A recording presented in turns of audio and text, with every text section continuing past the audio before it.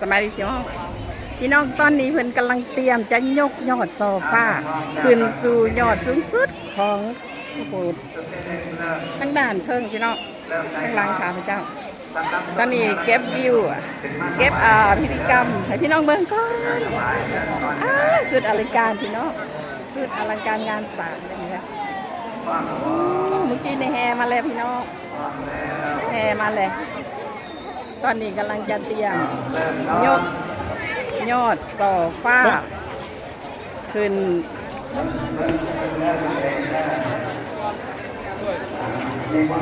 เดี๋ยวสังเกตเดี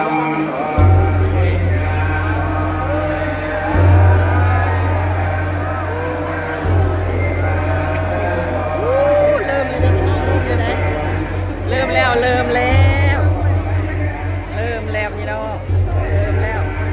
สาธุบุญนำกันเด้อ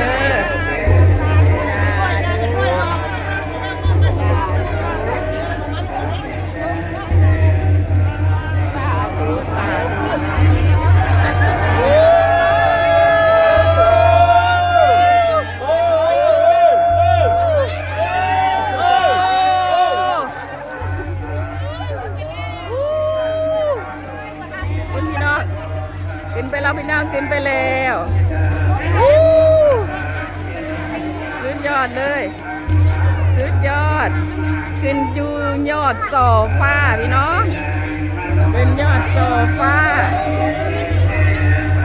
อาจจะมีซ้ายหนึ่งอีกโอเคเอาพิธีกรรมยกยอดโซฟาเด้อพี่น้องเด้อเห็นสุดปกสุดปลายมือดีพี่น้องสุดปกสุดปลายมือดีเลยเด้อ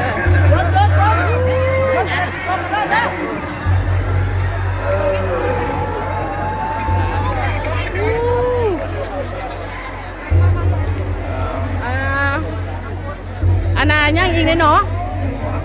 หรือว่าขึ้นเบิดละนี่ปรากฏมาย่างอีกอยู่ไหนโอ้ยังอันนั้นยังหลายยอดบ่โอ้ยังหลายยอดอยู่ได้พี่น้องพาเบิ่งน้ำกันเด้อพี่น้องเด้อพาเบิ่งน้ำกันเด้อยอดโซฟายอดโซฟาวัดดงเพิงบ้านดงบองเมืองนาเสือทองนครหลวงวิจันทร์สปปลาวพี่น้องโอ้ยังหลายยอดพี่น้องยังหลายยอดน้ำพี่น้องสังเกตยังหลายยอดเดี๋ยวบุญนึกกุศลหลายๆเด้อพี่น้องเด้อเอาบุญไปฝากทุกคนเด้อเอาบุญมาฝากทุกคนจ้า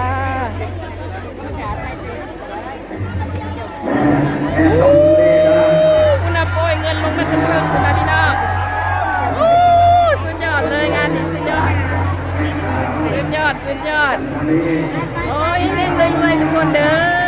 แม่โอ้ยังหลายยอดเด้อยังไม่ได้ขึ้นเด้อวันนี้แม่ละอันนี้แม่ละเด้อป้าเอาเด้อนี่เด้อได้ยอดโซฟา1ยอดเจ้าพอบุญพอกุศลนั่นหมดแล้วโอ้มื้อนี้2มื้อนี่บ่มีมือเอาโศกสำได้นี่บ่มีมือเอาโศกสำได้นี่โอ้ยจับโศกปอนใส่กระเป๋าให้เฮาแน่ใบหนึ่งจับโศกอยู่ในขันปอนใส่กระเป๋าให้เฮาแน่ปอนใส่กระเป๋าด้วย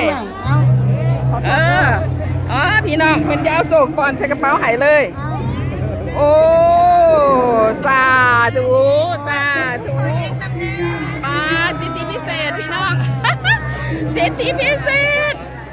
ไม่ปอนใส่กระเป๋าให้เพราะว่าบ่มีมือโอ้ขอบใจหลายโอ้ขอเก็บด่านนี้ให้เบิ่งให้พี่น้องเบิ่งก่อนพี่น้องรับค่าน้าแน่นพี่น้อง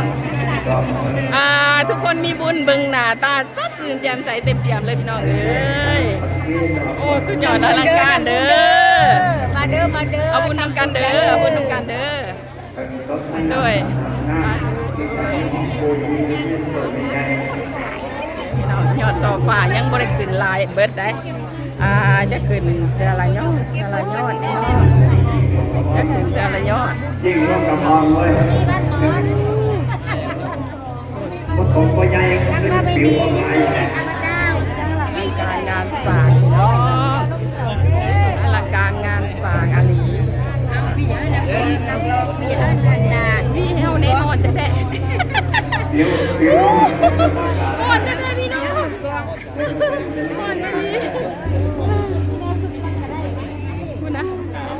ด่านเดิงโปรยเงินลงมาอยู่ตลอดได้พี่น้องเอ้ยโปรยเงินลงมาตลอดได้พี่น้องเอ้ย ผู้ใดก่อนหน้า พี่น้องมาบุญนำกันเด้อผู้ใดเข้ามารับฝากกดไลค์กดแชร์เด้อพี่น้องเอ้ยขอบใจหลายๆเด้อที่เข้ามาเบิ่งเด้อขอบใจหลายๆจ้าขอบใจหลายๆจ้าวัดดงเพิงบ้านดงบองเมืองไซธานีนครหลวงวิเชียรสปปลาวจ้าสปปลาวแล้วพี่สุเวลาได้มาไหนยอดโซฟาเขายังหลายหยอดได้พี่น้องยังหลายหยอดได้โอ้ผู้มีพัดลมนี่ได้เปรียบเลยเนาะผู้มีพัดลมถืออยู่ได้เปรียบได้นี่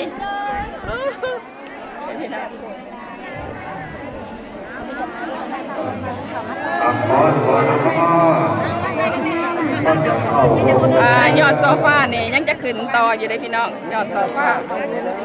นี่ต้นนี้เราไม่ยอดโซฟาพี่น้องที่มันจะดึงขึ้น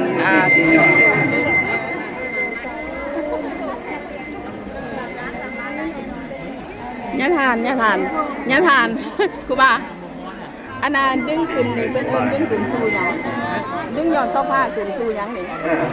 ขึ้นเป็นถึงขึ้นสู่ยังพอค่ะโอ้โดยพี่น้องตอนนี้ยอดโซฟาขึ้นสู่หอค่ะจะขึ้นไป1ยอดแล้วพี่น้องจะขึ้นไป1ยอดโซฟาทั้งหมดประมาณว่ามี7ต้นเนาะโดย7ยอดนั่นบ่7ยอดแต่เดี๋ยวนี้ยอดโซฟากำลังขึ้นอยู่1ยอดพี่น้องทาเบิ่งน้ำกันเด้อว่ายอดโซฟาแต่ละยอดขึ้นจะอลังการงานสร้างซ้ำใดพี่น้องเด็กยอดโซฟาที่ว่าแต่ละคนยังถืออยู่แสดงว่ายังบริขึ้นพี่น้องยังบริขึ้นยอดโซฟาตัดไปมุมด้านหนึ่งอีกต้นนั้นเป็นห่านขายน้ำเขาเนาะห่านขายน้ำก็ได้ขายดีได้พี่น้องห่านขายน้ำได้ขายดีน้ำมันปั่นน่ะแซ่บแห้งพี่น้องหมดแหละหมดหลายเดียวดีน้ำลินจีหากามาเบิดอีกแล้วพี่น้องเพราะว่ามันโคตรได้ขายดีแห้งพี่น้องขายน้ำได้ขายดีแห้งขายดีบรรดาป้าเด้อบรรดาป้าบรรดาน้องบรรดาหลานเด้อขายน้ำอยู่นี่เด้อวันนี้ขอเวลาบริขายน้ำเอามาถ่ายคลิปก่อนโดยสาธุบุญน้ำกันเด้อพี่น้องความหอนบ่ให้เบาเด้อขันเบาแล้วมันสิหอดตื่มพี่น้องบ่เบาความหอนบ่ให้เบาเด้อพี่น้องเด้อขันเบาแล้วสิหอนตื่มได้โดยโอ้ไปเก็บอยู่ด้านหน้าพี่น้องเบิ่งกันเด้อเก็บด้านหน้าพี่น้องเบิ่งก่อน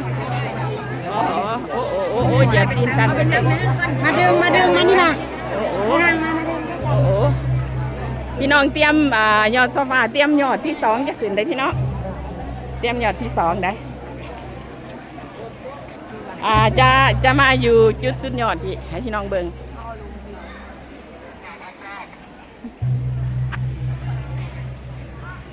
แต่ว่าแถวนี้มันน่าจะเย็นดีนะพี่น้องแต่ว่าคนหลายมันก็เลยเป็นการฮ้อนพี่น้องสุดยอดอลังการเด้อพี่น้องเด้อยอดโซฟา